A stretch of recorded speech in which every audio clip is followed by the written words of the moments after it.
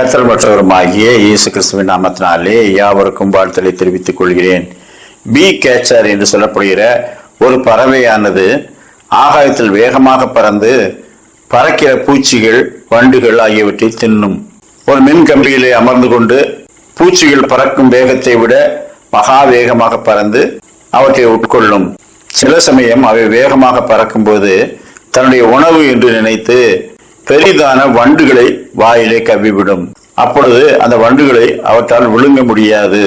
எனவே தலையை அசைத்து பெரும்பாலும் அதை வெளியிலே துப்பிவிடும். ஆனால் சில சமயம் சில வண்டுகளை அவை விழுங்க முயற்சி செய்து அந்த வண்டுகள் அவற்றின் தொண்டையிலே சிக்கிக்கொள்ளும். அவற்றால் ஒன்றும் செய்ய முடியாது. அப்படி அநேக பீ கேச்சர் பறவைகள் மாண்டிருக்கின்றன.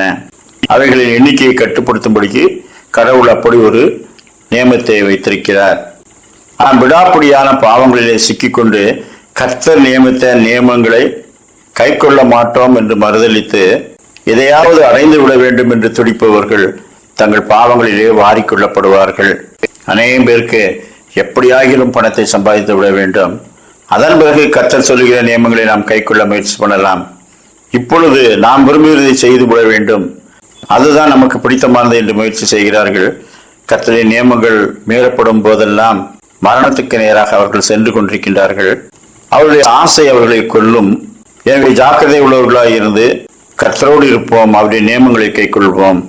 பிரசங்கி 5:10, பணப்பிரியன் பணத்தினால் திருப்தி அடைவதில்லை, செல்வ பிரியன் செல்வ பெருக்கினால் திருப்தி அடைவதில்லை, இதுவும் மாயையே. மத்தேயு 16:26, மனுஷன் உலகம் முழுவதையும் ஆதாயப்படுத்திக் கொண்டாலும் தன் ஜீவனை நஷ்டப்படுத்தினால் அவனுக்கு லாபம் என்ன?